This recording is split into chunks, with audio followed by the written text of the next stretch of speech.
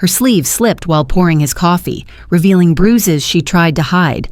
The maid stammered an excuse about being clumsy, but the Mafia boss noticed the fear in her eyes. What she didn't know was that he just decided she was under his protection, and nothing would stop him from keeping that promise. Lorenzo Duca didn't believe in coincidences.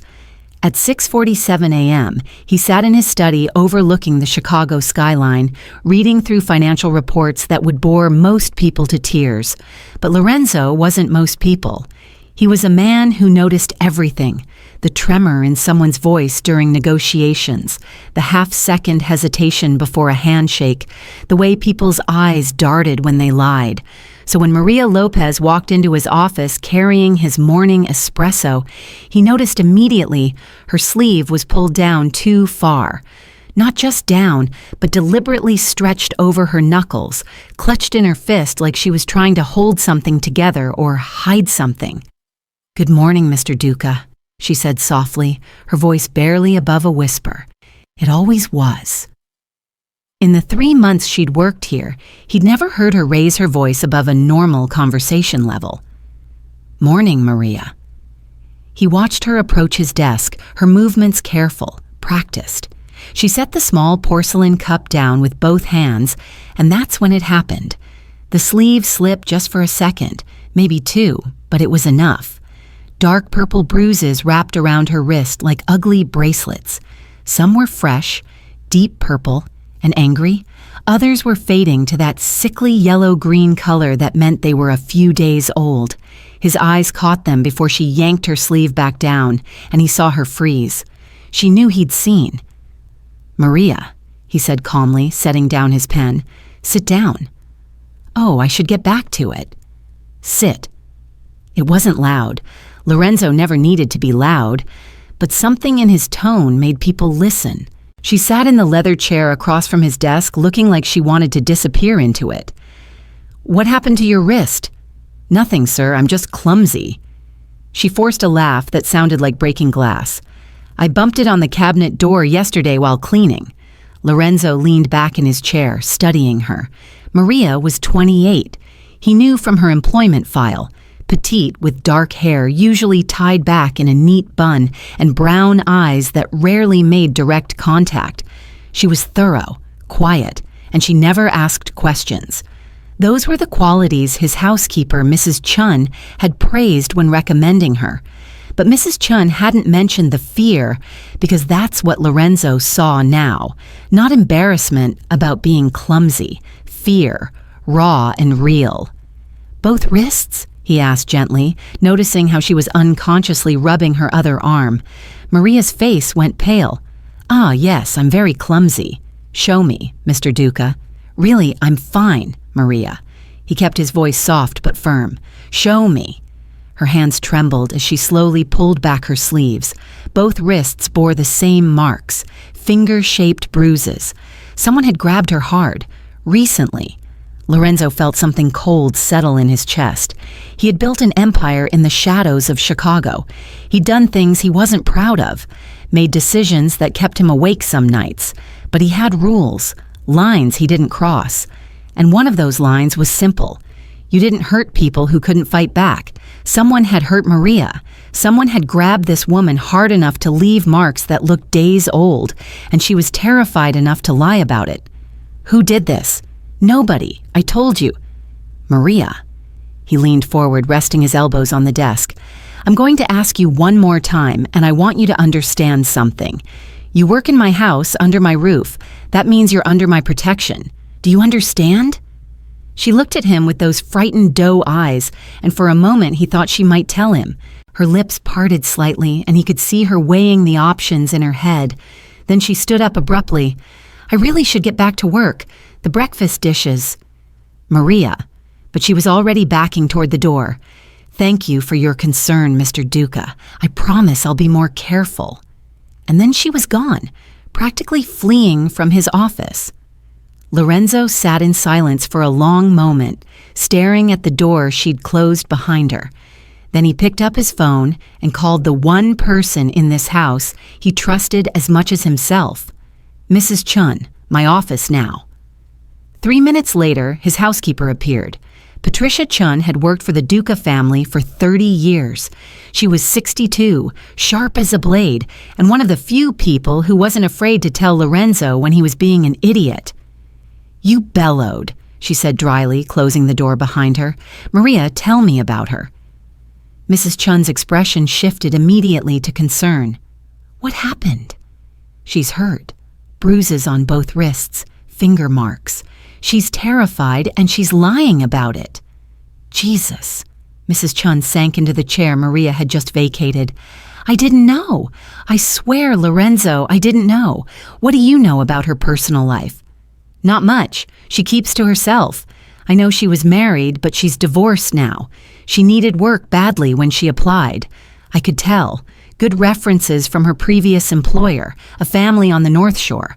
They moved to Connecticut and she couldn't go with them." "Why did she need work badly?" Mrs. Chun shrugged. "Divorce is expensive. She mentioned once that she was living with her sister temporarily, trying to get back on her feet." Lorenzo drummed his fingers on the desk. "Find out where she goes after work. Don't follow her yourself. Have Marco do it, discreet. I want to know where she lives, who she talks to, and if anyone's bothering her." "You think it's the ex-husband?" "I think someone grabbed her hard enough to leave bruises, and she's too scared to report it." He met Mrs. Chun's eyes. "Nobody touches my people, Patricia. Nobody." Mrs. Chun nodded slowly. She'd seen this side of Lorenzo before, the protective, almost paternal instinct that kicked in when someone under his care was threatened. For all his dark dealings, Lorenzo Duca had a code. "I'll talk to her," Mrs. Chun offered. "Maybe she'll open up to another woman." "Do that, but carefully, she's already spooked."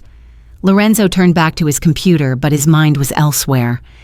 "And Patricia, have security pull the footage from the cameras outside the property. Every angle going back 2 weeks." "You think someone followed her here?" "I think," Lorenzo said quietly, "that Maria Lopez is running from something, and I intend to find out what." After Mrs. Chun left, Lorenzo sat alone in his study, the financial reports forgotten. Outside his window, Chicago was waking up. People heading to work, living their normal lives, unaware of the darker currents that ran beneath the city's surface. Somewhere in the city, someone had hurt Maria, had grabbed her, scared her, made her afraid to ask for help. Lorenzo Duca picked up his phone again, this time calling his head of security. "Tony, I need you to run a background check. Quietly. Maria Lopez, employed here as a maid. I want everything. Where she lived, who she was married to, any police reports, restraining orders, anything that might explain why she's terrified." "How fast do you need it?" Lorenzo looked at the closed door of his office, remembering the fear in Maria's eyes. "Yesterday." He ended the call and sat back in his chair. Outside, the sun was rising over Lake Michigan, painting the sky in shades of orange and gold. Inside Lorenzo's chest, something darker was rising too. Someone had made a mistake. They'd hurt someone under his protection. And Lorenzo Duca always made sure mistakes were corrected. Tony Messina had been Lorenzo's head of security for 12 years. He tracked down thieves, handled threats, and once found a rat in the organization before the man could do real damage. But searching for information on a scared maid, that was a first. By noon, he was knocking on Lorenzo's study door with a manila folder in hand. "That was fast," Lorenzo said, gesturing him inside. It wasn't hard. Tony dropped the folder on the desk. His expression was grim. "You're not going to like it." Lorenzo opened the folder.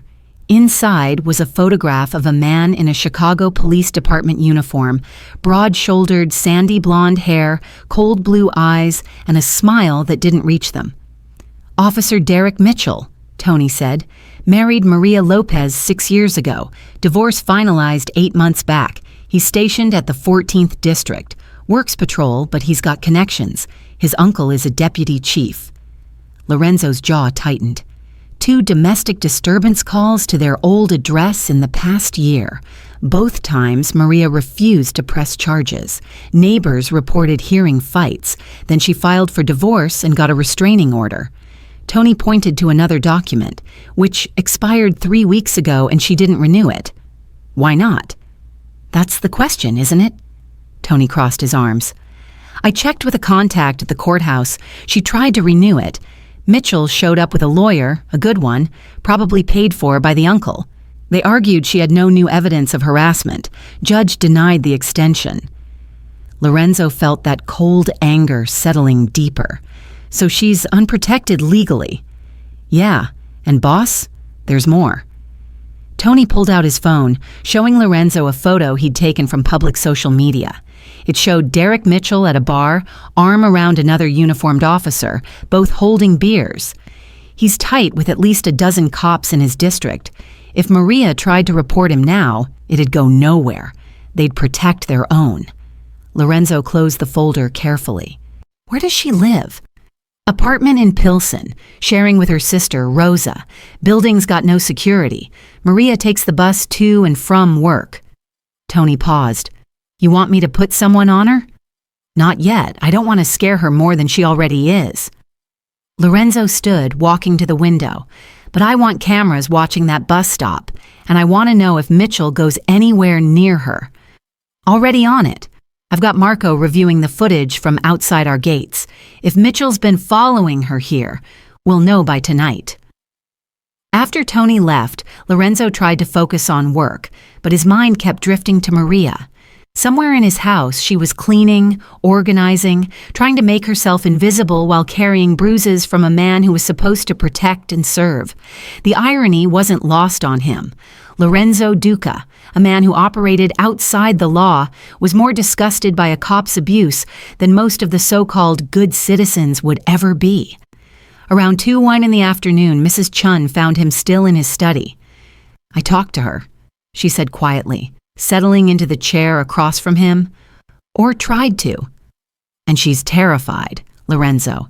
I brought her tea, sat with her in the kitchen, told her this was a safe place. Mrs. Chun's voice was heavy with frustration. She thanked me, said she was fine, and then I watched her hands shake so badly she almost dropped her cup. Did she say anything useful?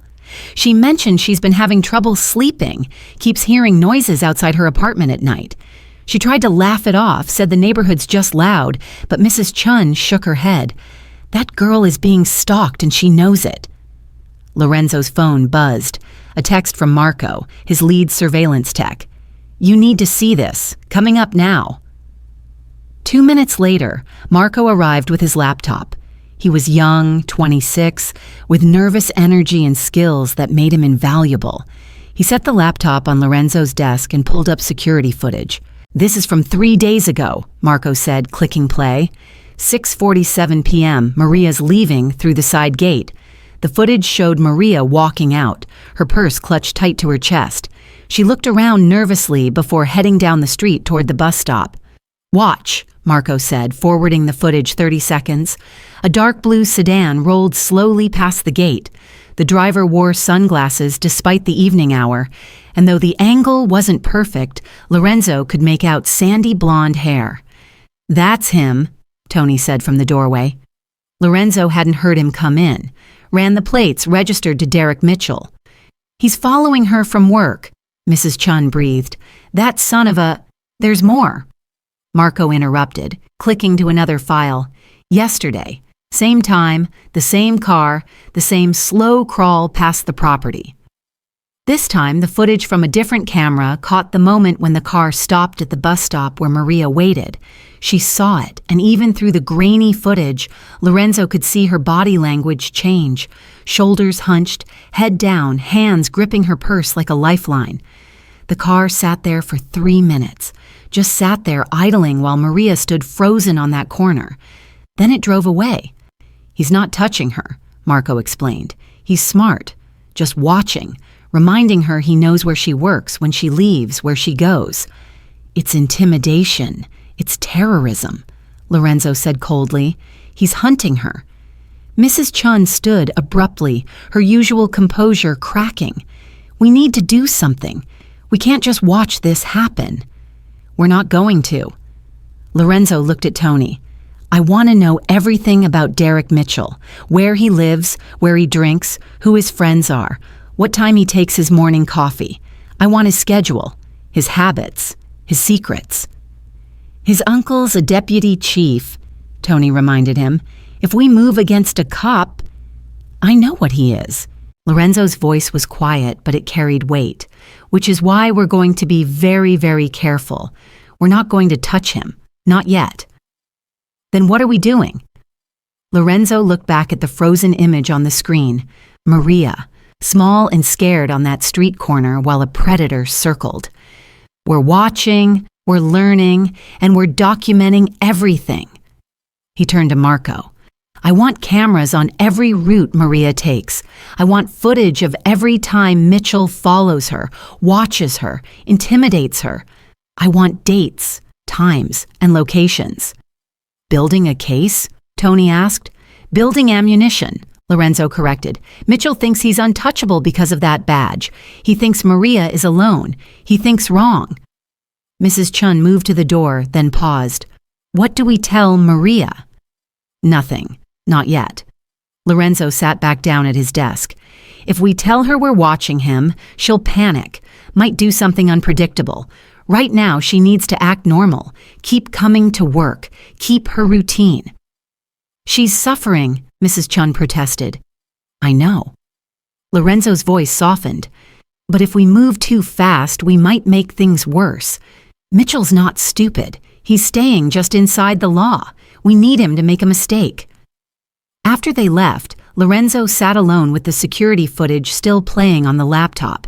He watched Maria's frightened posture, saw how small she tried to make herself. Derek Mitchell thought he could hurt someone with impunity because he wore a badge. He was about to learn that some shadows had teeth. That evening, Lorenzo sat in his private study, nursing a glass of whiskey he hadn't touched. The ice had long since melted. His eyes were fixed on the multiple monitors Marco had set up, showing different camera angles from around the property and nearby streets. At 6:43 p.m., his phone rang. Marco. Boss, you need to come down to the security room now. Lorenzo didn't ask questions. He took the elevator down to the basement level where his security operations were housed, a room most of his household staff didn't even know existed. Marco was there with Tony, both men's faces grim. 3 large monitors displayed paused footage. We went back further, Marco said without preamble. 2 weeks of footage from every camera we have access to. Plus, I hacked into the traffic cameras at the intersection near our property and the bus stop Maria uses. Show me, Lorenzo said, setting his glass down on the console. Marco clicked play on the first monitor. This is from 11 days ago. The footage showed a bus stop 3 blocks from Lorenzo's mansion. Maria stood there alone, checking her phone. Then, the blue sedan appeared, pulling up to the curb. Derek Mitchell got out, still in his police uniform. Maria saw him and immediately started walking away fast. Mitchell followed. Watch, Marco said quietly. The traffic camera caught what happened next. Mitchell caught up to Maria, grabbed her arm, spinning her around. Even without audio, Lorenzo could see she was pleading with him. Mitchell leaned in close, saying something, his grip on her arm visible and tight. When Maria tried to pull away, he grabbed her other arm too. Lorenzo's hands curled into fists. The confrontation lasted maybe 90 seconds. Then Mitchell released her suddenly, got back in his car, and drove away. Maria stood there on the sidewalk, trembling, rubbing her arms. The bruises, the ones Lorenzo had seen that morning, this is where they came from. There's more, Tony said. Show him Tuesday. Marco switched to another file. Different angle. Same bus stop, but this time it was raining. Maria had an umbrella and she was practically running to the stop. Mitchell's car was already there waiting. This time, when he got out, he didn't wait for her to see him. He intercepted her, blocking her path. She tried to go around him. He moved with her, backing her against the bus shelter. His hand came up, not hitting, but pointing, jabbing toward her face as he spoke, threatening. A bus pulled up. Maria saw her escape and darted around Mitchell, practically jumping onto the bus. Mitchell watched it drive away, then got back in his car. And yesterday, Marco said, his voice tight with anger. "This is the worst one." The third video showed Maria leaving Lorenzo's property through the side gate. She looked exhausted, probably from a long day of work. She was checking her phone, not paying attention. Mitchell appeared from around the corner on foot this time, not in his car. Maria gasped. Lorenzo could see it even without sound and backed up against the gate. Mitchell advanced, trapping her there. This time, he wasn't just grabbing her arm. He had both hands on her shoulders, pushing her back against the iron bars of the gate. He was in her face, close enough that Maria had turned her head to the side. She looked terrified. Tears were streaming down her face. The confrontation lasted longer this time, 3, maybe 4 minutes. At one point, Mitchell's hand moved to her throat, not choking, but resting there. A threat, a reminder of his power. Finally, someone else appeared on the sidewalk, an elderly man walking his dog. Mitchell immediately stepped back, his whole demeanor changing. He nodded politely at the stranger, then walked away casually like nothing had happened. Maria slid down the gate to sit on the sidewalk, her whole body shaking with sobs. Lorenzo felt something crack inside his chest. The professional distance he usually maintained, the cold calculation that made him effective, it was burning away, replaced by pure rage. "Turn it off," he said quietly. Marco paused the video. The room was silent except for the hum of computers. "He's been doing this for weeks," Tony said. "Maybe longer. Those are just the times we caught on camera. Who knows how many other times he's cornered her when there weren't cameras around." Lorenzo turned to face his security chief. "He's a cop." "Yeah. Protected by his badge, by his uncle, by the whole goddamn system." "Yeah," Tony repeated. "And Maria can't report him because they'll bury it. She can't get another restraining order because the judge already said no. She can't run because she needs this job and he knows where she works." Lorenzo's voice was deadly calm. "She's trapped." "That's about the size of it," Tony agreed. Lorenzo walked to the monitors, studying the frozen image of Maria's terrified face. "Did you make copies of everything?" "Triple backed up, cloud storage, encrypted drives, the works." "Good." Lorenzo turned back to them. "Get me everything on Derek Mitchell. And I don't mean public records. I want the real story. Where does his money come from? A patrol cop with a wife, ex-wife, and an apartment. Shouldn't be driving a car that nice. What bars does he drink at? Who are his friends? Does he gamble? Does he owe money? Does he have secrets?" "You want us to investigate a cop?" Marco asked carefully. "I want you to investigate a predator who happens to wear a badge." Lorenzo's eyes were cold. "Mitchell thinks he's untouchable. He thinks because he's got an uncle in the department and a uniform in his closet, he can terrorize a woman without consequences." "So what are we going to do?" Tony asked. Lorenzo looked back at the screen, at Maria's tear-stained face, at the hand on her throat. "We're going to show him that badges don't stop bullets." Tony's eyes widened. "Boss, that was a metaphor." "Tony." Lorenzo's voice softened slightly. "I'm not going to kill a cop. That would bring heat we can't afford, and more importantly, it would scare Maria even more than she already is." "Then what?" Lorenzo smiled, but there was no warmth in it. "We're going to do something worse than killing him. We're going to destroy everything that makes him feel powerful. His reputation, his protection, his badge." He moved toward the door, then paused. "A man like Mitchell, his identity is wrapped up in that uniform, in the respect he thinks it commands. We take that away and he's nothing." "That could take time," Marco said. "Then we better get started." Lorenzo opened the door. "I want a full report by tomorrow morning. Everything you can find. Financial records, associates, habits, dirt. If Derek Mitchell has skeletons in his closet, I want to know where the bodies are buried." After they nodded and turned back to their computers, Lorenzo took the elevator back up to his study. The sun had set over Chicago, and the city lights twinkled below like stars that had fallen to earth.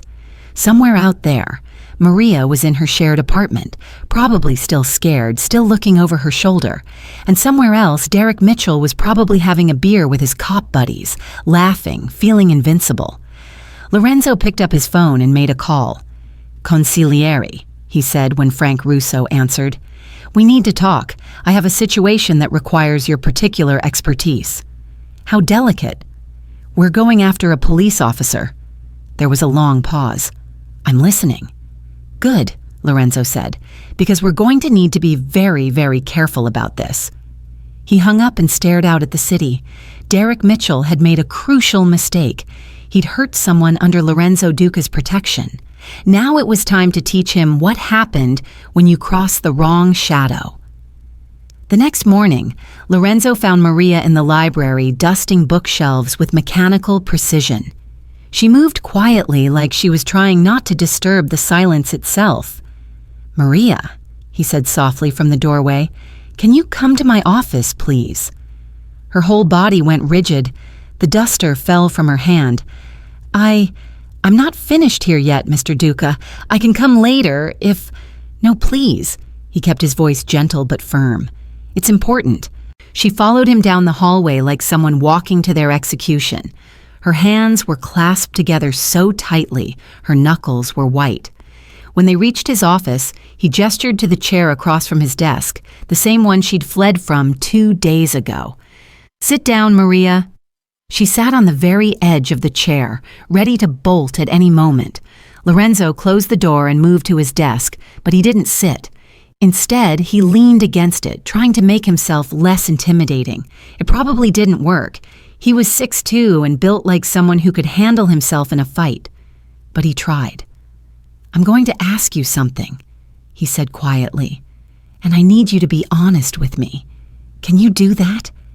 Maria's eyes were fixed on her lap. "Yes, sir." "Who's hurting you?" "Nobody. I told you I'm just—" "Maria." He waited until she looked up at him. Her eyes were filled with unshed tears. "I know you're scared. I know you think if you tell me the truth, something bad will happen, but I need you to trust me." "I can't," she whispered. "I can't talk about it." "Why not? Because—" Her voice broke. "Because talking about it makes it worse. Every time I've tried to get help, it just makes him angrier." There it was. Him. "Your ex-husband," Lorenzo said. It wasn't a question. Maria's head snapped up, fear flooding her face. "How did you—" "It's my job to know things." He moved around the desk and pulled his own chair closer to her, sitting down so they were at eye level. "Derek Mitchell, Chicago PD, 14th District. You were married for 5 years, divorced 8 months ago." She started crying then, silent tears streaming down her face. "Please don't get involved. Please. You don't understand what he's capable of. Tell me he'll hurt you, or he'll have his friends arrest you on fake charges, or—" "Maria." Lorenzo's voice was calm, almost soothing. "Look at me." She did, her face wet with tears. "I'm not afraid of Derek Mitchell, but I need to understand what's been happening. Can you tell me?" For a long moment, she said nothing. Then, like a dam breaking, it all came pouring out. "He won't leave me alone," she sobbed. "I thought when the divorce was final, I'd be free. I got a restraining order. I moved in with my sister. I changed my phone number. But he always finds me. He waits at the bus stop. He follows me to work. He shows up outside Rose's apartment at 2 in the morning and just sits there in his car watching." Lorenzo felt his jaw tighten, but he kept his expression neutral. "Have you tried to report him?" "Yes." The word came out like a cry of frustration. "I tried. I went to his station. You know what they said? They said Derek was a good officer, that I was probably exaggerating because I was bitter about the divorce. One of them told me I should be grateful he even wanted to stay in my life." Her voice dropped to a whisper. "He is the police, Mr. Duca. He is the law. Who do you call when the person hurting you wears a badge?" "What about the restraining order?" "It expired 3 weeks ago. I tried to renew it, but Derek brought a lawyer, an expensive one. They said I had no proof of recent harassment. The judge denied it." She wiped at her tears with her sleeve, and even when I had it, it didn't stop him. He'd find ways to get close without technically violating it. He knows every loophole. What does he want? Maria's laugh was bitter and broken. Me back. He thinks I'm his property. He says I destroyed his reputation by divorcing him, that I made him look weak in front of his friends. He says if he can't have me, he'll make sure I'm too scared to have a life without him. She looked up at Lorenzo with desperate eyes. I can't sleep. I can't eat. Every time I leave the house, I'm terrified he'll be there. And I can't quit this job because I need the money, but I'm so scared he's going to follow me here and cause trouble, and you'll fire me. Stop. Lorenzo's voice cut through her panic. I'm not going to fire you, but Maria, listen to me very carefully. He leaned forward, his voice steady and sure. You work in my house. You are under my protection. That means something. Do you understand, Mr. Duca? You can't fight the police. I'm not fighting the police. I'm protecting someone who works for me from a man who's abusing his power. He stood up and walked to the window, hands in his pockets. Derek Mitchell thinks he's untouchable because of that badge. He thinks he can terrorize you because you have nowhere to turn. I don't, Maria said quietly. I don't have anywhere to turn. Lorenzo turned back to face her. Yes, you do. You have here. You have me. Why? The question came out small and confused. Why would you help me? I'm just a maid. Because what he's doing is wrong. Lorenzo said it simply, like it was the most obvious thing in the world. And because I don't let people get hurt on my watch. You don't understand. He has friends. His uncle is a deputy chief. If you try anything. Maria. Lorenzo moved back to his chair and sat down, looking directly into her eyes. I'm going to tell you something, and I need you to believe me. Derek Mitchell will never touch you again. I don't make promises I can't keep. She stared at him, searching his face for any sign of doubt or deception. How can you promise that? Because, Lorenzo said quietly, I'm very good at what I do. What if he retaliates? What if he comes after you? Let me worry about that. But Maria, his voice was gentle but firm, all I need from you is to keep coming to work. Act normal. Don't do anything different. Can you do that? You want me to just pretend everything's fine while he's out there? For now, yes. I know that's hard, but I need you to trust me. He stood up and walked to his desk, pulling out a business card and writing something on the back. This is my private cell phone number. If Mitchell approaches you, if you feel unsafe, if anything happens, you call me immediately, day or night. Understand? Maria took the card with shaking hands. Mr. Duca, I don't know what to say. You don't have to say anything. He opened the office door for her. Just know that you're not alone anymore. After she left, Lorenzo stood at his window, watching her walk back toward the kitchen. Her shoulders were still tense, her movements still careful, but something had shifted. She'd told someone the truth, she'd asked for help, and Lorenzo Duca had every intention of delivering it. He picked up his phone. Tony, we're moving to the next phase. I want everything on Mitchell by this afternoon, and I mean everything. Frank Russo arrived at the mansion at 3:00 that afternoon, walking into Lorenzo's study with the confidence of a man who'd been the family's consigliere for 20 years. He was 60, silver-haired, sharp-eyed, and had kept the Duca organization out of federal prison more times than anyone could count. You want to go after a cop? Frank said without preamble, settling into the leather chair. Have you lost your mind? Good afternoon to you too, Frank. Lorenzo poured them both a scotch. And I don't want to go after him. I have to. No, you don't. Frank took the glass but didn't drink. You want to? There's a difference. Walk me through this. Lorenzo handed him the manila folder. Frank opened it, studying Derek Mitchell's photograph with the practiced eye of someone who'd evaluated threats for decades. Cop young, connected. Frank looked up. His uncle's a deputy chief. Vincent Mitchell, 30 years on the force, runs the 14th and 18th districts. Jesus, Lorenzo. Frank tossed the folder on the desk. You're talking about touching someone in a family that bleeds blue. You understand what that means? I understand that he's been stalking and assaulting one of my employees for months. Your maid, Frank clarified. Not your daughter, not your sister. A maid you've known for 3 months. Lorenzo's eyes flashed with anger. Does that matter in terms of risk assessment? Yes, it absolutely matters. Frank leaned forward. Listen to me. If we move on this cop, if we even look at him wrong and something happens to him, the entire Chicago PD will be breathing down our necks. They'll investigate every business you own, every associate you have, every transaction you've made in the last decade. They'll want blood. I'm aware of the risks. Are you? Frank's voice rose slightly. Because I don't think you are. We've worked hard to keep a low profile. We don't make headlines. We don't attract attention. We operate in the shadows, and that's how we survive. He gestured at the folder. This is stepping into the light and painting a target on our backs. So I should do nothing.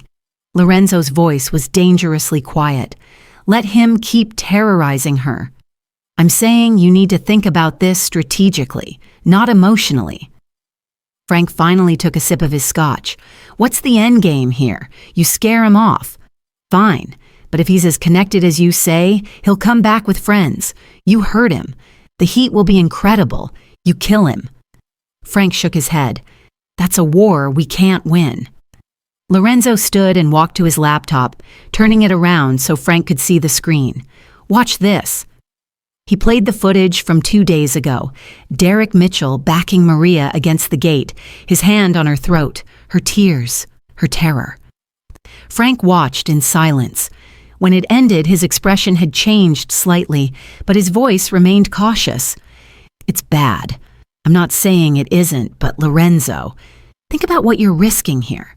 Think about all the people who depend on this organization staying off law enforcement's radar. I am thinking about them. Lorenzo closed the laptop. I'm thinking that if word gets out that someone can hurt people under my protection without consequences, we look weak. We look like we can be pushed around by the police. Frank emphasized, this isn't some rival family or a business competitor. This is law enforcement. This is a criminal with a badge. In the eyes of the law, there's no difference.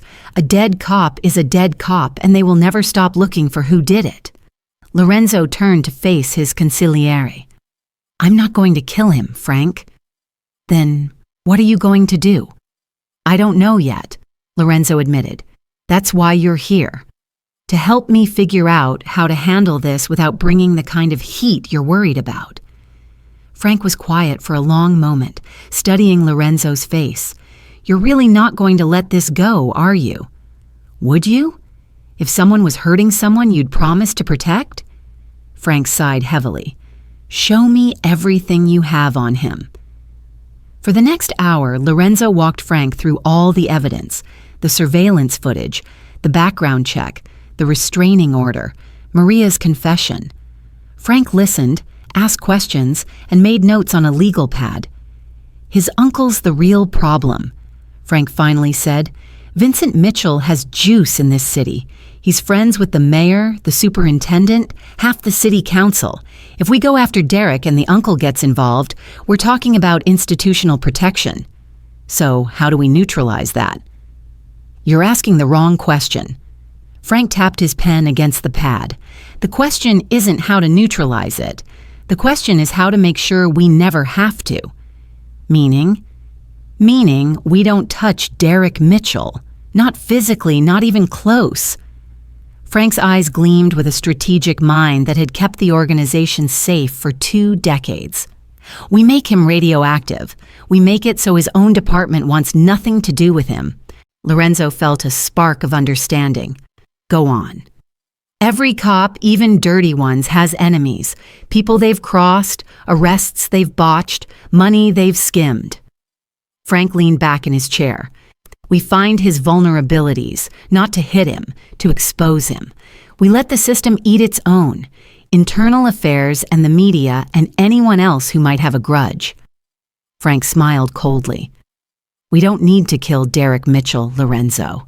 We need to kill his credibility, strip away his protection, make him just another civilian with anger issues and a history of domestic violence. Lorenzo moved back to his desk, his mind racing through possibilities. He pulled up the footage again, watching Maria's terrified face, Mitchell's threatening posture. How long would that take? He asked. Weeks, maybe a month. These things have to develop naturally, can't look orchestrated. Maria doesn't have a month, Lorenzo said quietly. He's escalating. Today, it's intimidation. Tomorrow, it could be worse. Then we put protection on her. Quietly, people he won't notice. He's a cop. He's trained to notice. Frank stood, walking to the window. There's another option. What? Offer her money. Set her up somewhere far from Chicago. New identity. New life. Mitchell can't follow what he can't find.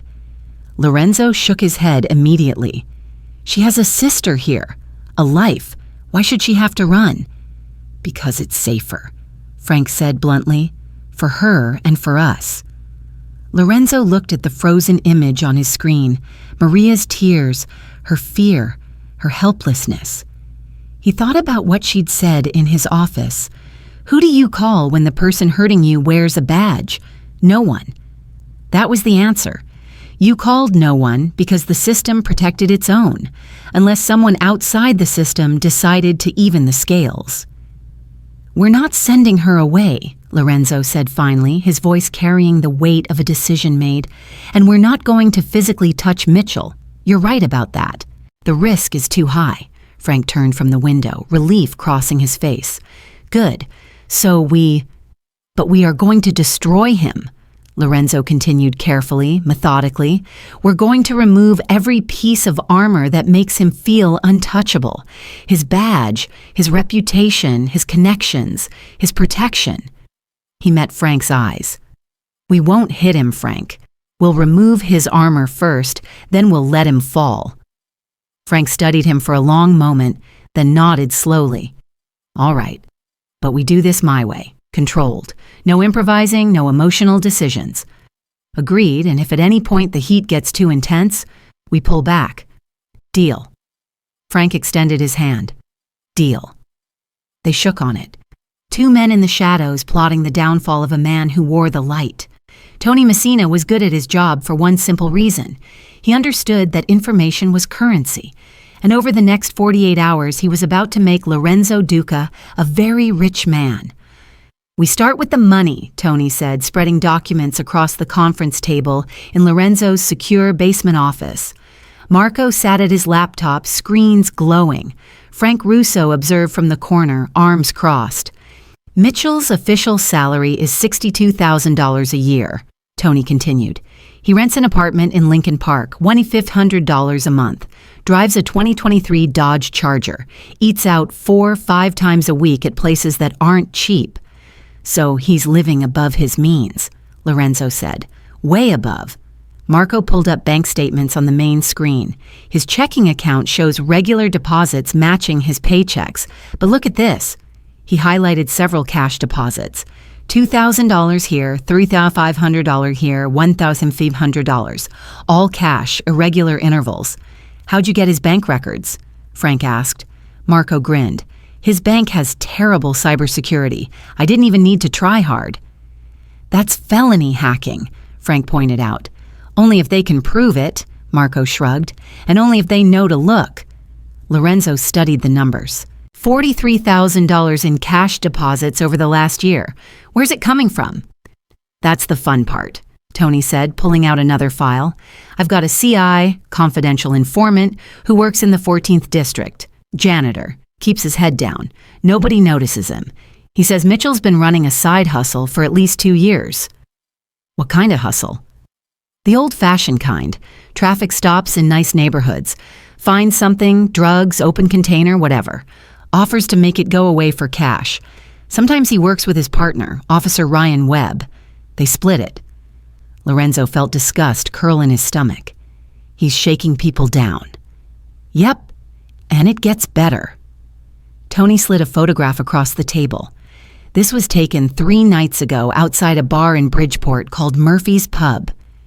The photo showed Derek Mitchell in civilian clothes, sitting at an outdoor table with 3 other men. Lorenzo didn't recognize 2 of them, but the third one he did. "That's Jimmy Kowalski," Frank said, identifying the man before Lorenzo could. "Runs protection rackets on the south side, dirty as they come." "Mitchell drinks with him twice a month," Tony confirmed. "My guy says they've got an arrangement. Mitchell tips Kowalski off about raids, helps him move product when heat's coming down. In exchange, Kowalski gives him cash and protection if Mitchell ever needs muscle." "So our cop is crooked," Lorenzo said. "What else?" Marco took over, typing rapidly. "I dug into his arrest record, found something interesting. 2 years ago, Mitchell arrested a guy named Carlos Mendez for drug possession. Mendez claimed Mitchell planted the drugs, but nobody believed him. He got 5 years and..." Marco pulled up a document. Mendez's girlfriend at the time filed a complaint saying Mitchell sexually harassed her during the arrest, grabbed her inappropriately, made comments. The complaint went to Internal Affairs. Guess who investigated it? "His uncle," Frank guessed. "Close. His uncle's best friend, Lieutenant Paul Brennan. Complaint was deemed unfounded, case closed." Lorenzo leaned forward. "You're saying there's a pattern of covering for him." "I'm saying there's a whole network covering for him," Marco corrected. "Look at this." He pulled up a web diagram on the screen showing connections between different officers. Derek Mitchell sat at the center with lines connecting to at least 8 other names. "These are all cops in his district or nearby districts," Marco explained. "They drink together, work security jobs together. Their wives are friends. It's a tight group.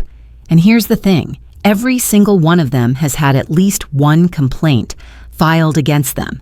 Excessive force, misconduct, harassment, and every single complaint was either dismissed or buried." "They protect each other," Tony said. "It's a brotherhood." "You don't rat on your brothers, even when your brothers are criminals," Lorenzo added coldly. Frank moved closer to study the diagram. "This is good. This is the kind of thing Internal Affairs would actually care about if it got in front of the right people." "There's more," Tony said. "Remember I said Mitchell works with his partner, Ryan Webb? Webb's got a gambling problem, owes money to 3 different bookies. I talked to one of them off the record, and he says Webb's been bragging about how he and Mitchell are untouchable because of Uncle Vincent." Lorenzo absorbed all of this, his mind working through the implications.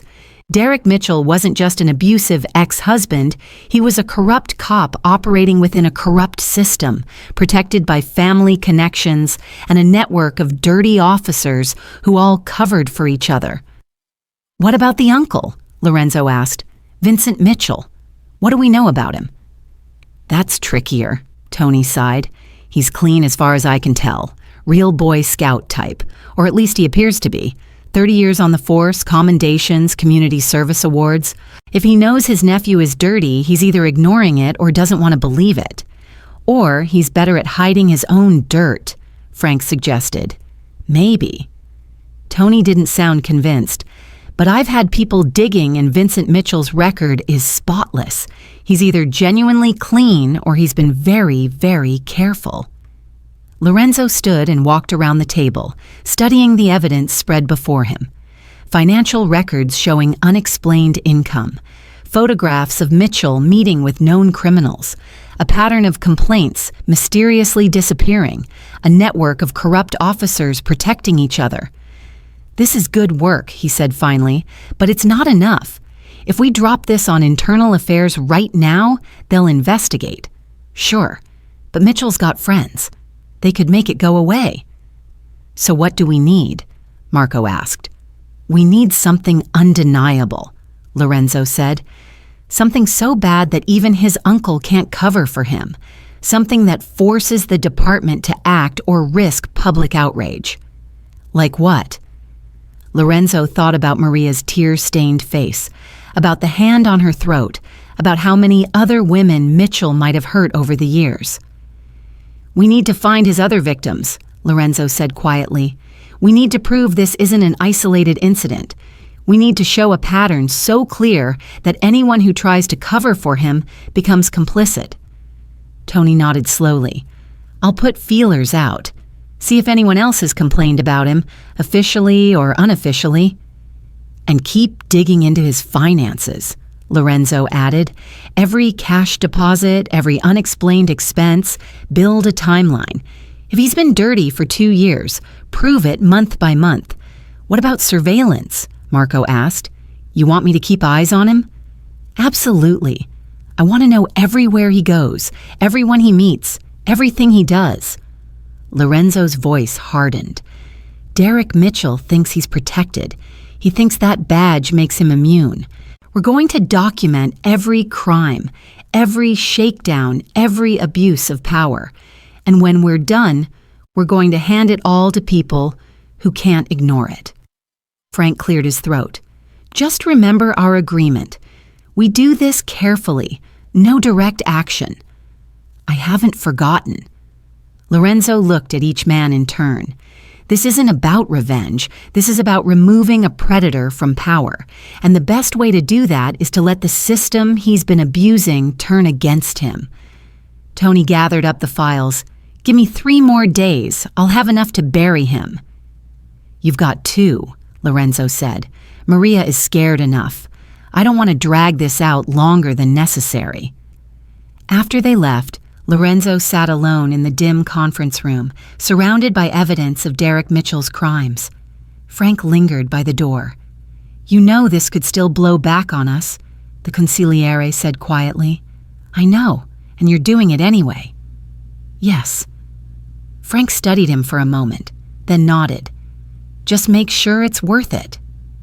After he left, Lorenzo looked at the photograph of Mitchell with his criminal associates, drinking and laughing like they didn't have a care in the world. Soon, he thought, very soon you're going to care. Maria found out on the 3rd day. She was cleaning the 2nd-floor hallway when she heard voices drifting from Lorenzo's study. The door was slightly ajar, and she shouldn't have listened. She knew that, but when she heard Derek's name, she froze.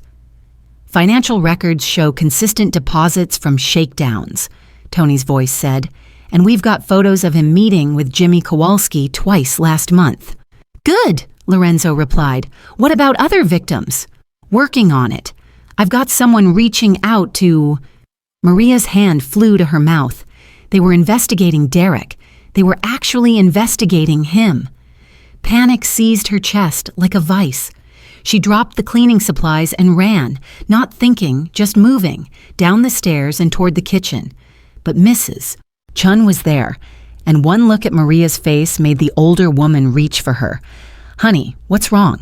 "He's investigating Derek," Maria gasped.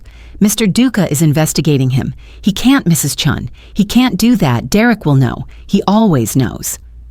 Mrs. Chun's expression shifted from concern to understanding. "Come with me." "No, I need to—" "Maria." Mrs. Chun's firm tone cut through her panic. "Come with me now." She led Maria to Lorenzo's study and knocked.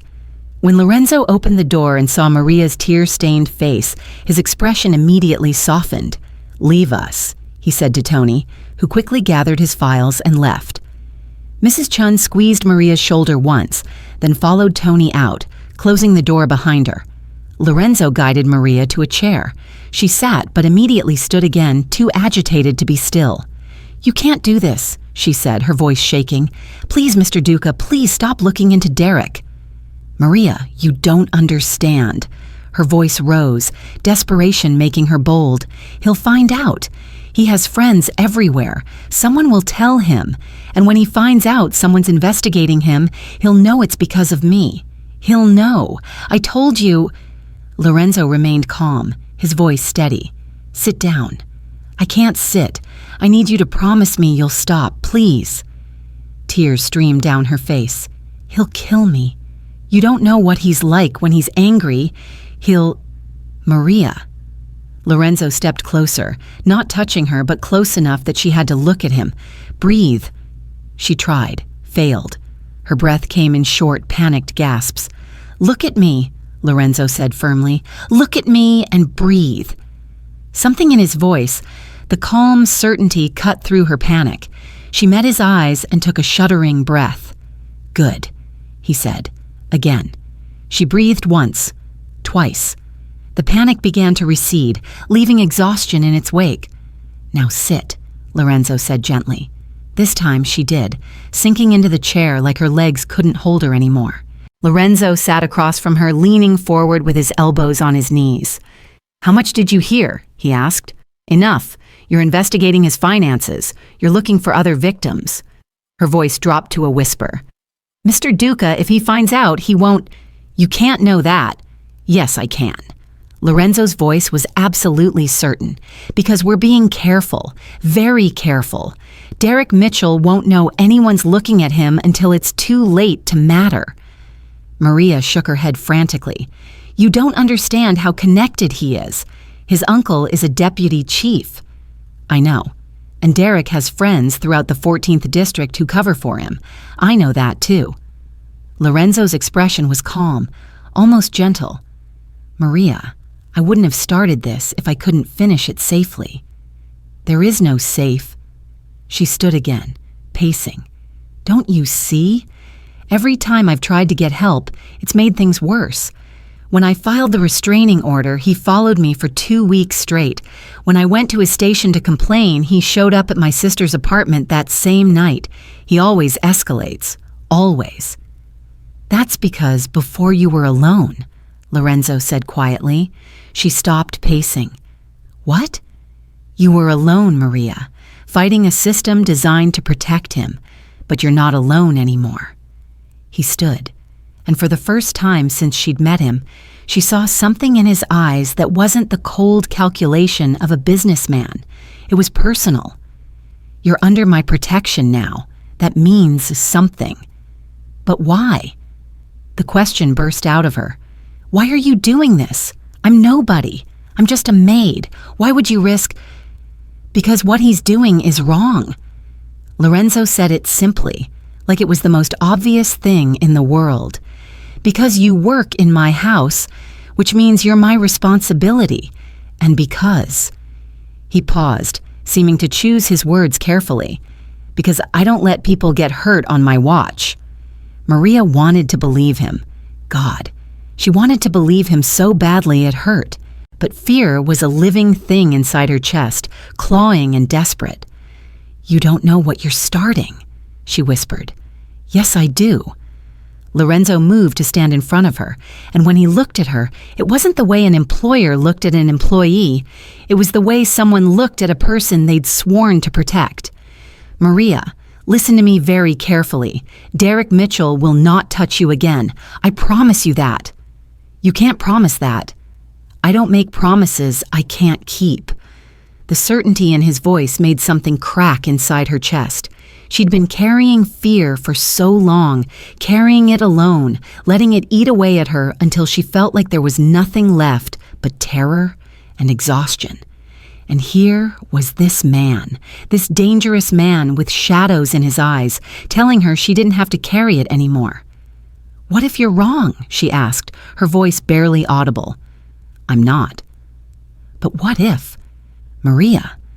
He waited until she met his eyes. "Have I lied to you yet?" She thought about it. He'd promised she wouldn't lose her job, and she hadn't. He'd promised to look into Derek, and he had. He'd given her his private number and told her to call if she felt unsafe. "No," she admitted. "Then trust me now." She wanted to. The words were right there, ready to tumble out, but years of fear held them back. Lorenzo seemed to understand. He walked to his desk and pulled out a different card.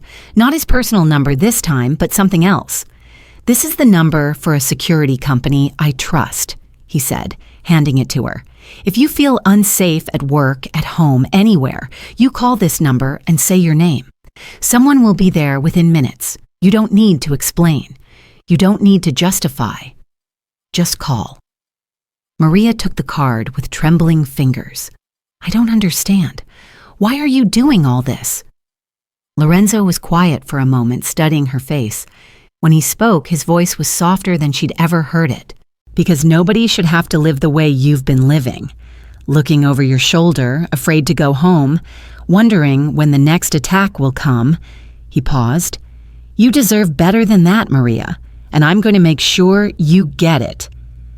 Tears spilled down her cheeks again, but these felt different. Not panic tears, something else, something that felt dangerously close to hope. "I'm scared," she whispered. "I know. What if this makes everything worse?" "It won't." Lorenzo's voice carried absolute conviction. "He won't touch you again, Maria. That's a promise." She looked at him, really looked at him, and saw something in his face that made her breath catch. He meant it. Every word. This wasn't just about protecting an employee or maintaining his reputation. This was personal. "Okay," she said finally, the word barely more than a breath. "Okay." She said it again, stronger this time. "I trust you." Lorenzo nodded once, satisfaction flickering across his features. "Good. Now go home. Act normal. Let me worry about Derek Mitchell." As Maria left the study, she felt the fear still there, coiled in her chest. But for the first time in months, it wasn't alone. Something else was there too. Fragile and new. Hope. Lorenzo moved like a chess player, and over the next 48 hours, he made his opening moves. The first piece fell on Tuesday morning. Officer Ryan Webb, Derek Mitchell's partner and accomplice in shakedowns, arrived at the 14th District Station at 7 a.m. for his shift. At 7:32 a.m., 2 internal affairs investigators were waiting in the parking lot. "Officer Webb," the lead investigator said, flashing her badge. "We need to talk about some financial irregularities. Won't take long." Webb's face went pale. "I don't know what you're talking about." "Then you won't mind answering a few questions." It wasn't a request. By 8:15 a.m. 15. Webb was sitting in an interrogation room, sweating through his uniform as the investigators laid out bank records showing unexplained deposits matching the exact amounts of traffic stops he'd made. Someone had anonymously sent the records to Internal Affairs with a detailed timeline. Webb knew he was caught. By noon, he turned on Derek Mitchell, giving a detailed statement about their shakedown operation in exchange for a lighter punishment. Lorenzo received a text from his source inside the department at 12:47 p.m. First domino down, Webb is singing. The second piece fell that same evening. Marco had been busy using encrypted networks and anonymous proxies. He'd uploaded a carefully curated package of information to 3 whistleblower websites and 2 Reddit communities dedicated to police accountability.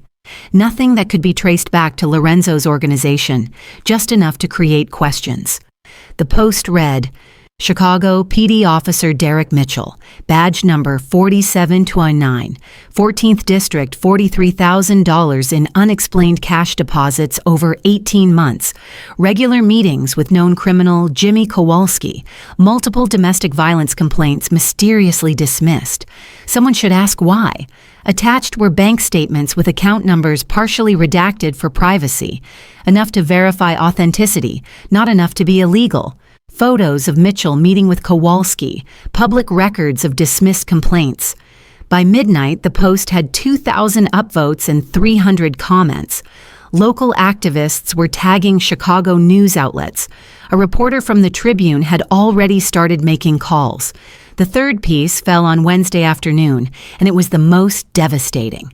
Jimmy Kowalski, Mitchell's criminal contact and protector, was arrested at 3:30 p.m. outside his gym in Bridgeport. The charges: possession with intent to distribute, weapons violations, and conspiracy. The arrest wasn't random. Lorenzo had made a single phone call to a federal prosecutor he'd met years ago during a charity event. The prosecutor was clean, ambitious, and had been trying to nail Kowalski for years. Lorenzo had simply pointed him toward a warehouse where Kowalski stored product. Anonymous tip, Lorenzo had said, worth checking out. The prosecutor checked. Found enough cocaine to put Kowalski away for a decade. Never questioned where the tip came from. With Kowalski in custody and facing serious time, Derek Mitchell had just lost his criminal backup, his source of side income, and his muscle. By Wednesday evening, Derek Mitchell felt the ground shifting beneath his feet. He sat in his apartment, scrolling through the Reddit posts about him, his jaw clenching tighter with each comment. His phone buzzed. Ryan Webb's name appeared on the screen. "What the hell did you tell IA?" Derek demanded when he answered. "I'm sorry, man, I'm sorry. They had everything. Bank records, dates, amounts. You gave me up." "I had to. They were going to charge me with—" Derek hung up. His hands were shaking with rage. Someone was coming after him. Someone with resources. Someone who knew things they shouldn't know. His phone buzzed again. This time, it was his uncle. Derek. Vincent Mitchell's voice was cold. "My office tomorrow morning, 8 a.m. "Uncle Vince, I can explain." 8 a.m. The line went dead. Derek threw his phone across the room. It shattered against the wall. Everything was falling apart, and he didn't understand how or why. Ryan had cracked. Kowalski was arrested. His finances were suddenly public knowledge. And worst of all, the stories were spreading. People were asking questions. He thought about Maria, about that job of hers at the Duca mansion, about how this all started after he'd been following her there. A cold suspicion began forming in his mind. Thursday morning, Lorenzo received a full report from Tony. "Internal Affairs has formally opened an investigation into Mitchell," Tony said, reading from his phone. "They're interviewing everyone who's worked with him. Webb's statement gave them probable cause to dig deeper." "Good," Lorenzo said. "What about the uncle?" "Vincent Mitchell is distancing himself publicly anyway. Word is he's furious. Feels his nephew made him look bad." Tony looked up. "Mitchell's been reassigned to desk duty pending the investigation. No badge, no gun, no patrol." Lorenzo felt satisfaction settle in his chest. The first phase was complete. Derek Mitchell's armor was cracking. "What about his network?" Frank asked from his position by the window. "Scattering like rats," Tony reported. "Nobody wants to be associated with him now that IA is watching. 2 officers have already requested transfers to different districts." Marco looked up from his laptop. "And the media is circling. I've got alerts set up for his name. 3 local news sites have picked up the story. One's calling him Chicago's dirty cop problem. Channel 7 is running a segment tonight about police accountability." Lorenzo stood and walked to the window overlooking the city. Somewhere out there, Derek Mitchell was watching his world crumble, feeling the fear and helplessness that Maria had lived with for months. "He's going to retaliate," Frank warned. "Men like Mitchell don't go quietly. When they feel cornered, they lash out." "I know." Lorenzo turned back to face them. "Which is why we need to move faster. We've cracked his foundation. Now we bring the whole structure down." "How?" Tony asked. "The media exposure was phase 1. Internal Affairs is phase 2. And Lorenzo's eyes were cold and calculating. Phase 3 is making sure everyone in the city knows exactly what Derek Mitchell is. Not a cop, a predator who hid behind a badge. "That's a big play," Frank said cautiously. "He's escalating his surveillance on Maria," Marco interjected, pulling up new footage. "Look at this from yesterday." The screen showed Derek's car parked across the street from Maria's apartment building. He'd sat there for 3 hours, just watching, waiting. Lorenzo felt anger ignite in his chest. Mitchell was getting desperate, which made him dangerous. "We need to move now," Lorenzo said. "Tony, contact every news outlet that's covering the story. Feed them more. Give them the restraining order Maria filed. Give them the complaints from other women that were dismissed. Make them understand this isn't just about corruption. It's about a violent man who used his badge to terrorize people." "That could expose Maria," Frank warned. "We'll keep her name anonymous. But the story needs to be told." Lorenzo's voice was firm. Derek Mitchell needs to become radioactive, so toxic that even thinking about helping him becomes career suicide. Tony nodded. "I'll make the calls and increase security around Maria."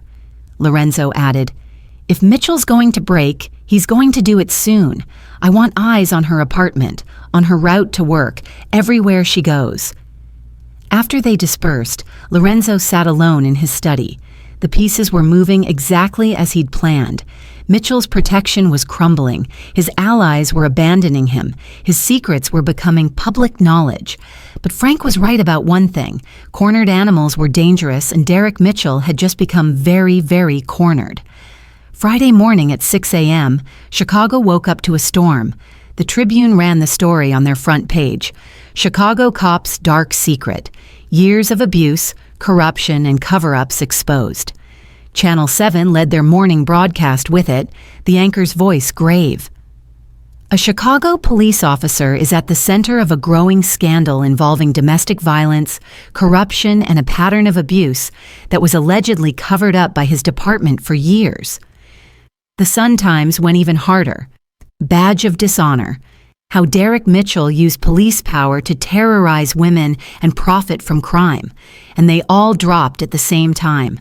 6 a.m. coordinated. Devastating. Lorenzo had made sure of it. At the Duca mansion, Maria stood frozen in the kitchen, staring at the television mounted on the wall. Mrs. Chun had turned it on for the morning news, and now they both watched in stunned silence. The screen showed Derek's police photograph next to images of court documents, bank statements, and the now infamous photo of him meeting with Jimmy Kowalski. Sources tell us that Officer Mitchell deposited over $40,000 in unexplained cash over an 18-month period, the reporter said. Additionally, multiple women have come forward anonymously to describe a pattern of harassment and intimidation by Mitchell, including one ex-wife who obtained a restraining order against him before it expired earlier this year. Maria's hand flew to her mouth. They were talking about her, but they weren't using her name. Lorenzo had kept his promise. The Chicago Police Department's Internal Affairs Division has opened a formal investigation, the reporter continued. But critics are asking why it took public pressure to force action when complaints about Officer Mitchell have been filed and dismissed for years. Mrs. Chun reached over and squeezed Maria's hand. "It's working," she whispered. "He's losing." On screen, they cut to footage of Derek's precinct where reporters had gathered outside the building. A spokesperson stood at a podium looking uncomfortable. "The allegations against Officer Mitchell are being taken very seriously," the spokesperson read from a prepared statement. "He has been placed on administrative leave pending a full investigation. The Chicago Police Department does not tolerate corruption or abuse of power in any form." Maria felt tears streaming down her face, but these weren't tears of fear. They were something else entirely. Relief, disbelief, hope. By 8 a.m., the story had gone viral. Chicago PD was trending on Twitter. Local activists were organizing a press conference. The mayor's office was fielding calls from angry citizens demanding accountability. And in the 14th District Station, Derek Mitchell's former colleagues were in full panic mode. "This is a disaster," one sergeant muttered to another in the break room. "If they dig deeper, they're going to find all of us." "Nobody talk to reporters," another officer warned. "And nobody defend Mitchell. He's radioactive now. Anyone who goes near him is going down with the ship."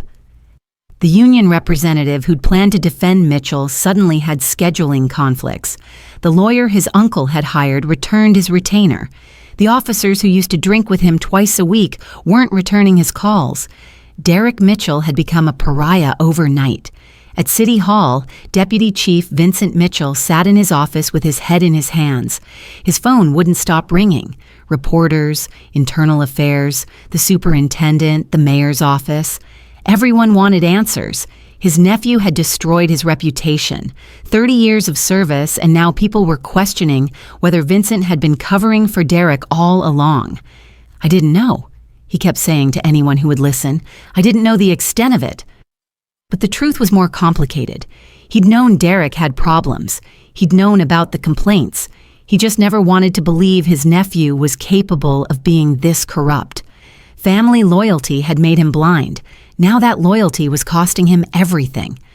By noon, the story had expanded beyond Chicago. CNN picked it up. So did MSNBC. How one police officer's abuse of power reveals systemic failures in law enforcement accountability became the narrative. Social media exploded with commentary. Police accountability advocates held up Derek Mitchell as a perfect example of why reform was necessary. Defenders of law enforcement scrambled to distance themselves from him, emphasizing that he represented a tiny minority of bad cops. Everyone had an opinion. Everyone wanted to talk about it.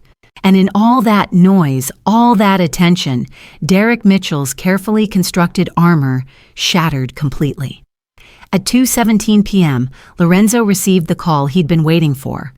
"He's been formally suspended," Tony reported. "No badge, no gun, no access to the precinct. The superintendent made the announcement an hour ago. They're calling it suspension without pay and criminal investigation." "Criminal investigation," Lorenzo repeated, satisfaction evident in his voice. "The FBI is getting involved. That meeting with Kowalski triggered federal interest. They're looking into corruption, racketeering, possible civil rights violations." Tony sounded almost gleeful. "Boss, they're going to tear his life apart looking for evidence." Lorenzo closed his eyes, letting the news sink in. It had worked. Every piece had fallen into place exactly as planned. "What about his precinct?" Frank asked from across the desk. "Mass panic," Tony confirmed. "Officers are requesting transfers. IA is interviewing everyone who ever worked with Mitchell. Nobody wants to be associated with him. 3 of his buddies have already lawyered up." Marco pulled up news coverage on the monitor. Every channel was covering it. Derek Mitchell's face was everywhere, always next to words like corrupt, abuser, disgrace. "How's Maria taking it?" Frank asked. Lorenzo had checked on her earlier. She'd been in the kitchen with Mrs. Chun, watching the news with tears streaming down her face. When she'd seen him, she'd just whispered, "Thank you." "She's processing," Lorenzo said simply. "This is a lot. It's about to get worse for Mitchell," Marco said, pulling up his laptop. "The floodgates have opened. I'm seeing posts from people claiming Mitchell harassed them during traffic stops. A woman just posted on Facebook that he threatened her when she tried to file a complaint. People who were too scared to speak up before. They're speaking up now." Lorenzo watched the stories multiply across social media. Derek Mitchell hadn't just terrorized Maria. He'd been doing it for years to multiple people, and now they all felt safe enough to tell their stories. "The thing about predators," Frank observed quietly, "is they never have just one victim. They have a pattern. We just helped make that pattern visible." At 4 p.m., Maria knocked on Lorenzo's study door. "Come in," he called. She entered slowly, looking smaller than usual in her simple work clothes. But when she met his eyes, Lorenzo saw something different there. The constant fear that had haunted her features was still present, but it was beginning to fade, replaced by something that looked almost like peace. "I watch the news," she said softly, "all day. Everyone's talking about him." "Yes, they're saying he's going to be arrested, that the FBI is investigating." Her voice wavered. "Is it really over?" Lorenzo stood and moved around his desk. "Not yet, but we're close. He can't hurt you anymore, Maria. He has no badge, no authority, no protection. He's just a man now, and men can be held accountable." She nodded, fresh tears spilling down her cheeks. I never imagined anyone could actually stop him." "You're safe now," Lorenzo said firmly. "That's what matters." Maria looked at him for a long moment, then did something unexpected. She stepped forward and hugged him, quick and impulsive, then pulled back immediately, looking embarrassed. "I'm sorry, I shouldn't have." "It's fine," Lorenzo said gently. "You're welcome." After she left, Lorenzo returned to the window overlooking Chicago. The sun was setting, painting the sky in shades of orange and red. Somewhere in this city, Derek Mitchell was watching his world burn down around him. Tomorrow would bring the final act. Derek Mitchell had been drinking since noon. His apartment was a disaster. Empty beer bottles on the counter, his phone shattered against the wall, the TV playing endless loops of his public humiliation. Every channel, every site, his face everywhere, labeled a predator, a corrupt cop, a disgrace. By 6:01 p.m. Saturday evening, rage had burned through the alcohol, leaving something cold and desperate behind. This was Maria's fault, all of it. If she hadn't divorced him, hadn't run away, hadn't gotten that job with whoever the hell was protecting her now, none of this would have happened. She destroyed his life, and she was going to answer for it. He pulled on his jacket, grabbed his keys, and headed for the door. No badge, no gun, but he didn't need them. He just needed to make her understand what she'd done, what she'd taken from him. What Derek didn't know was that Lorenzo had been 3 steps ahead. 2 blocks from Maria's apartment building in Pilsen, an unmarked surveillance van sat in the parking lot of a closed laundromat. Inside, Tony Messina monitored 3 screens showing different angles of Maria's street. "Movement," Marco said from the passenger seat. "Blue sedan heading east on 18th Street. Tony leaned forward, squinting at the screen. "That's him." "You sure?" "Positive. Same car he's been using to stalk her." Tony picked up his phone and made a call. "He's moving. Get ready." 4 blocks away, Detective Sarah Chun of the Chicago Police Department sat in her own unmarked car with her partner, Detective Mike Torres. Both were good cops, the kind who actually cared about justice, not protecting bad officers. Lorenzo's source had carefully selected them for this operation. "Heads up," Sarah said, ending the call. "Target is inbound." "You think he's actually stupid enough to approach her?" Mike asked. "Desperate people do stupid things." Sarah checked her service weapon, making sure it was secured. "And this guy's got nothing left to lose." At the Duca mansion, Lorenzo stood in his security room, watching the feeds Marco had rigged. He could see Maria's apartment building, the street, the surveillance positions. Everything was in place. Frank stood beside him, arms crossed. "You're sure about this?" "He's been watching her building for 3 days," Lorenzo said calmly. "He's running out of money, out of friends, out of options. Cornered predators always go back to their victims. It's all they know. And if he doesn't show, then we wait." Lorenzo's eyes never left the screens. "But he'll show. Men like Mitchell can't help themselves." Maria sat in her sister Rose's apartment trying to focus on the book in her lap. She couldn't. Every sound from outside made her jump. Every car door, every footstep. "You should eat something," Rosa said from the kitchen. "I'm not hungry." "Maria, you need to." Rosa stopped mid-sentence. They both heard it. A car engine idling outside their building. The same sound that had haunted Maria for months. Maria's hands started shaking. She reached for her phone, finding Lorenzo's private number. At 6:27 p.m., Derek Mitchell parked across the street from Maria's building. He sat there for a moment, staring at the second-floor window where he knew she lived. Light was on. She was home. He could see shadows moving behind the curtains. Good.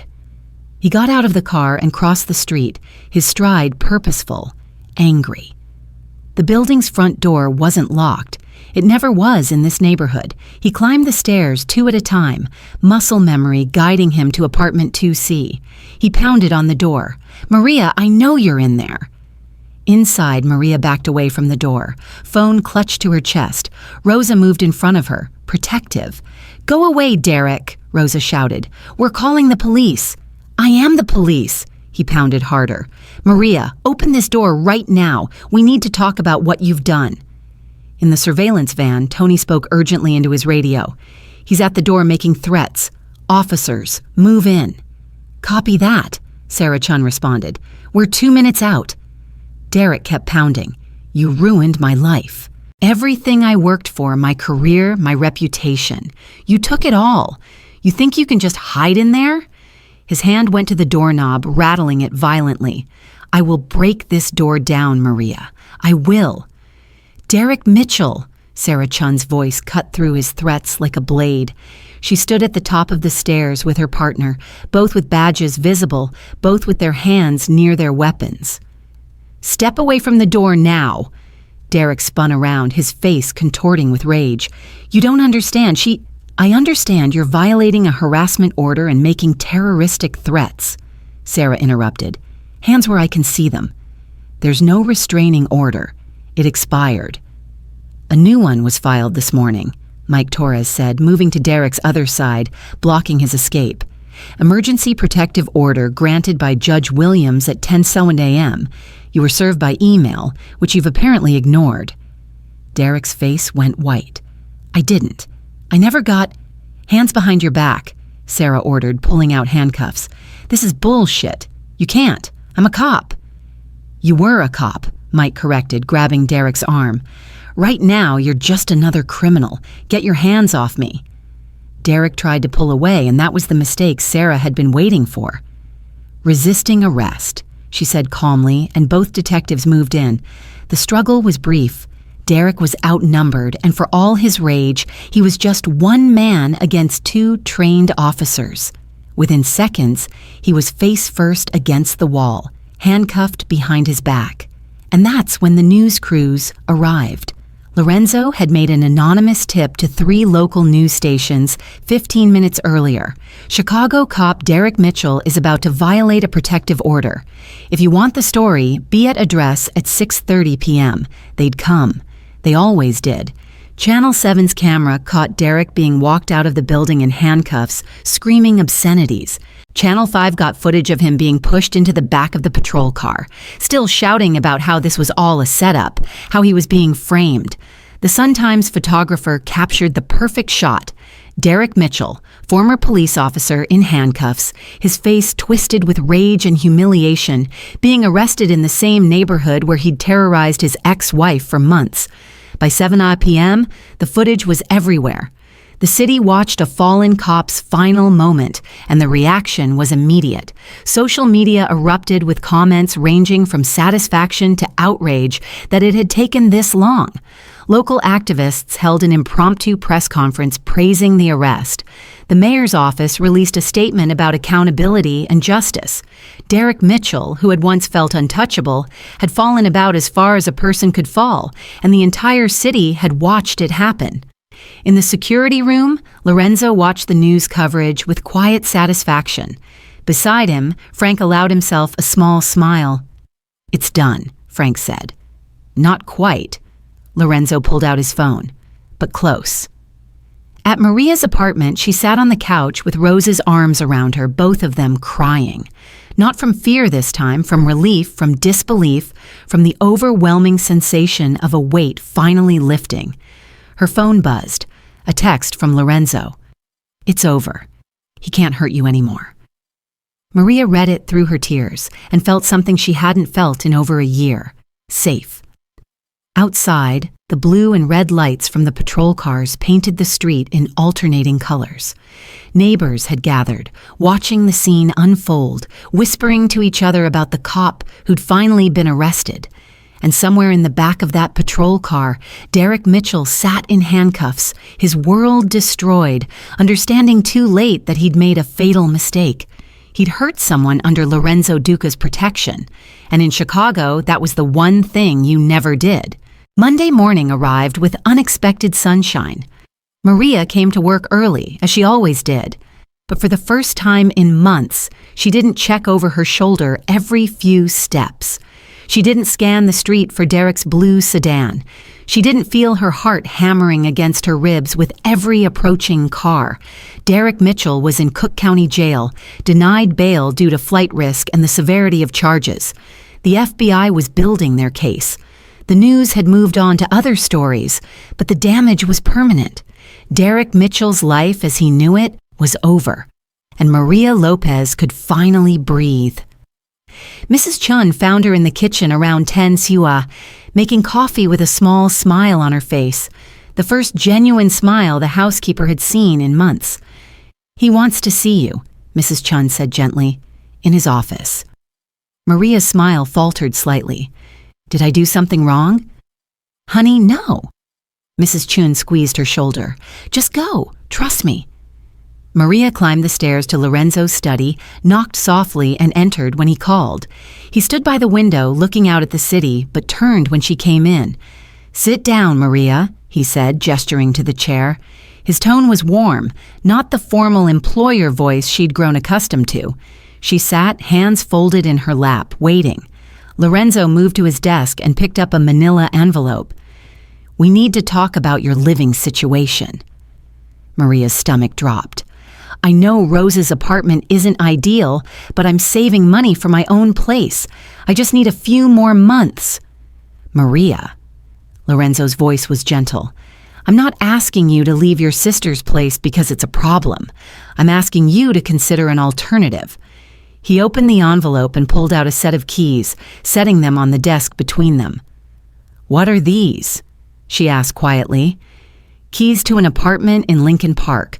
2 bedrooms, secure building with a doorman and camera system. 24-hour security.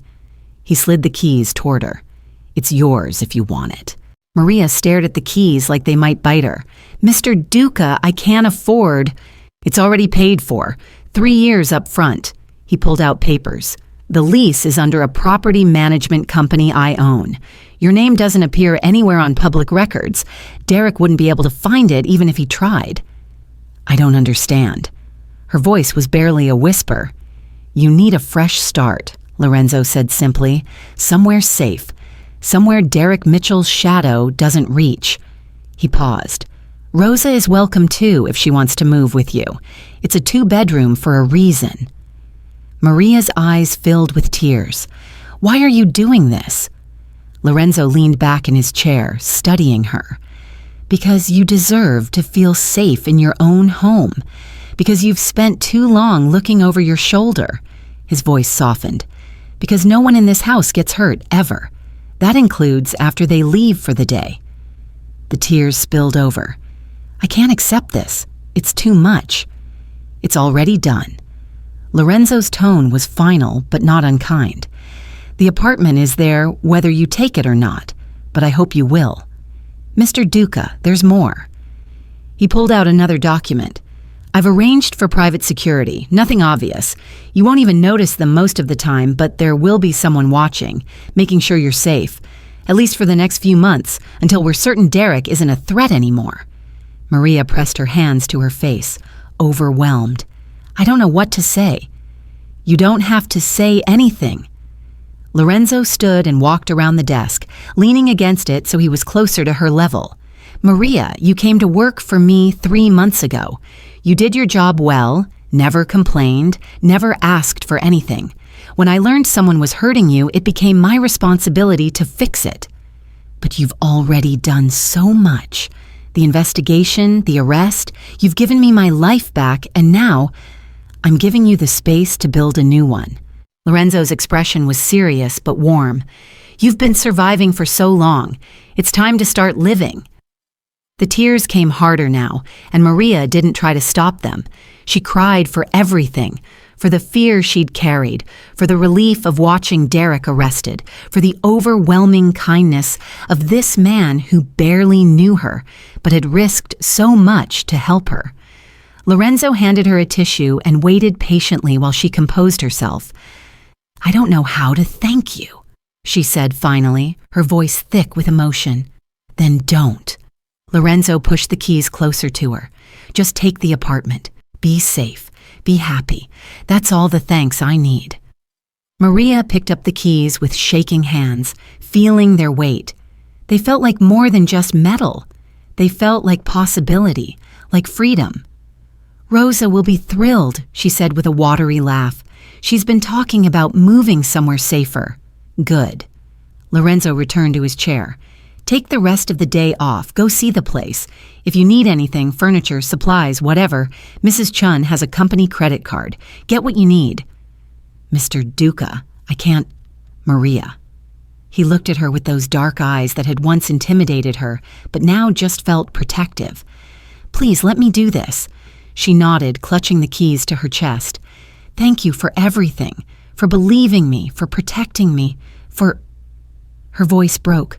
For caring. Of course I cared. Lorenzo said it like it was obvious. You work in my house. That makes you family in a way, and I protect my family. Maria stood on shaky legs and moved toward the door, then paused. She turned back to face him. Mr. Duca, when I first met you, I thought you were scary. All the rumors about who you are, what you do. She smiled through her tears. But you're the kindest person I've ever met. You saved my life. Lorenzo was quiet for a moment. "I'm not a good man, Maria. Don't mistake what I did for you as evidence of goodness. I have my reasons, my codes, my lines. Derek Mitchell crossed one of those lines." "Still," she said softly, "thank you." After she left, Lorenzo sat alone in his study. He thought about what she'd said, that he'd save her life. Maybe he had, or maybe he'd just given her the tools to save herself. Either way, it was done. His phone buzzed, a text from Tony. "Mitchell formally charged with corruption, extortion, stalking, harassment, and assault. DA is pushing for maximum sentence. Looks like 15 to 20 years. Lorenzo allowed himself a small smile. Justice delivered through channels that couldn't be traced back to him. The system had finally worked because he'd made sure it couldn't be ignored. He looked out at Chicago, at the sprawling city below. Somewhere in that city, Maria Lopez would move into a new apartment, start building a new life, sleep without fear for the first time in over a year. And Derek Mitchell would rot in a cell, understanding too late that some people, no matter how small they seemed, were under protection he could never penetrate. Lorenzo turned back to his work, satisfied. The scales had been balanced. Justice had been served, and Maria Lopez was finally truly free. 1 week later, Chicago was still talking. Channel 7's Evening News opened with an update. Former Chicago police officer Derek Mitchell appeared in court today facing 17 criminal charges, including corruption, extortion, stalking, and assault. If convicted on all counts, he faces up to 25 years in prison. The anchor's co-host leaned in. "What's remarkable about this case, David, is how quickly everything unraveled. 2 weeks ago, Mitchell was a decorated officer. Now he's facing a lifetime behind bars." "Indeed, Sarah. And many are asking how such a comprehensive investigation came together so quickly. Some political analysts believe there was coordination behind the scenes, someone with resources and motivation to ensure Mitchell's crimes couldn't be ignored. An unseen hand, as some have called it." Exactly. The precision of the timing, the financial leaks, the witness testimonies, the media coverage, it all suggests careful orchestration. But by whom? That remains a mystery. The speculation had been building all week. Reddit threads dissected the timeline. True crime podcasts devoted episodes to it. Everyone had theories about who had brought down Derek Mitchell with such surgical precision. But no one had proof. No one could trace it back to a source. That was the point. At the 14th District Station, the atmosphere remained tense. 3 more officers had been suspended pending investigation. The FBI had expanded their probe into the entire precinct. Deputy Chief Vincent Mitchell had taken early retirement, his reputation permanently tarnished by his nephew's crimes. The message was clear. The blue wall of silence had cracks now, and those cracks were letting in light. In Lincoln Park, Maria Lopez stood in her new apartment, still hardly believing it was real. The morning sun streamed through large windows overlooking a tree-lined street. The furniture Lorenzo had arranged to be delivered sat perfectly placed. Everything was clean, new, safe. Rosa emerged from the second bedroom, grinning. "I still can't believe this is ours." "For 3 years," Maria said, shaking her head in wonder. 3 years paid for. "He's a good man, your Mr. Duca." Maria thought about that. Good wasn't quite the right word for Lorenzo, but protective, honorable in his own way. Absolutely. At 7:30 a.m., Maria left her new apartment and walked to the bus stop. No one followed her. No blue sedan appeared. No shadow of fear crawled up her spine. For the first time in over a year, Maria Lopez walked through Chicago without looking over her shoulder. The doorman had greeted her warmly. A jogger passed by with a friendly nod. A woman walking her dog smiled. "Good morning." Normal interactions, normal life. Maria felt tears prick her eyes but refused to let them fall. She was done crying, done being afraid, done letting Derek Mitchell take up space in her head. She was free. At the Duca mansion, Lorenzo stood on his private balcony overlooking the sprawling grounds and the city beyond. The morning air was crisp, autumn approaching. He held a cup of coffee he made himself, a rare moment of solitude before the day began. His phone buzzed, a text from Tony. Mitchell's lawyer tried to negotiate a plea deal. DA said, no, they're going to trial. They want to make an example of him. Lorenzo smiled faintly and pocketed the phone. Admiring your work? Frank Russo's voice came from behind him. The consigliere stepped onto the balcony, his own coffee in hand. Ensuring it's complete, Lorenzo corrected. The city's buzzing. Everyone wants to know who took down the untouchable cop. Let them wonder. Frank leaned against the railing, studying Lorenzo's profile. You know this sets a precedent. Word will get out. Not the details, but the message that you protect your people. Good. You're not worried that will make you a target? Every victim with a powerful abuser might come knocking. Lorenzo was quiet for a moment, considering. Then they'll know where to find help. Frank chuckled softly. You're becoming sentimental in your old age. I'm 37 and getting soft. But there was no criticism in Frank's tone, only observation. They stood in comfortable silence, watching the city wake up. Somewhere out there, Maria was on a bus, heading to work without fear. Somewhere in Cook County Jail, Derek Mitchell was beginning to understand that his life, as he knew it, was over. And somewhere in Chicago's police stations, dirty cops were looking over their shoulders, wondering if they'd be next. The news is calling it divine intervention, Frank said. An act of justice that came out of nowhere. Not nowhere, Lorenzo said quietly. It came from someone who refused to accept that badges make people untouchable, who understood that sometimes the system needs help doing what's right. And if anyone traces it back to you, Lorenzo's expression hardened slightly. They won't. We were careful. Every leak was anonymous. Every tip was untraceable. Every piece of evidence was legally obtained or from sources that can't be connected to us. You sound very sure. I am. Lorenzo took a sip of his coffee. Because we didn't do anything illegal, Frank. We didn't touch Derek Mitchell. We didn't plant evidence. We didn't threaten witnesses. We simply made sure the truth couldn't be ignored. By applying pressure in all the right places, by ensuring justice was served. Frank raised his cup in a mock toast. To justice, then, and to sending messages without saying a word. Lorenzo didn't respond, but his slight smile said enough. The balcony door opened again.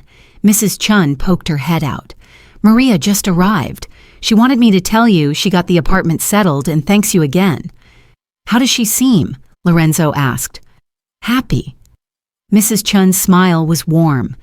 Genuinely happy. I haven't seen her like this since she started working here. After Mrs. Chun retreated inside, Lorenzo turned back to the city view. From here, Chicago looked peaceful, orderly, but he knew better. Beneath the surface ran currents of power, corruption, violence, people who hurt others and hid behind institutions.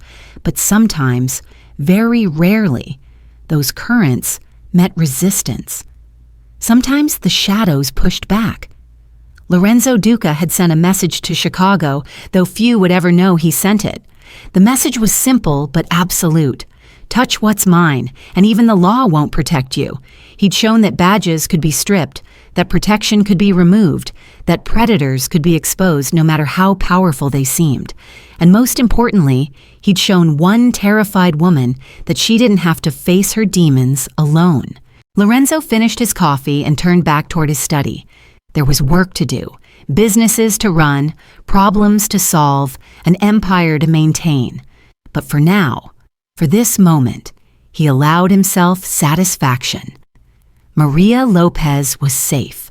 Derek Mitchell was destroyed, and Chicago would remember, even if they didn't fully understand, that some people, some very dangerous people, had lines you simply didn't cross. The city whispered about unseen hands and mysterious justice.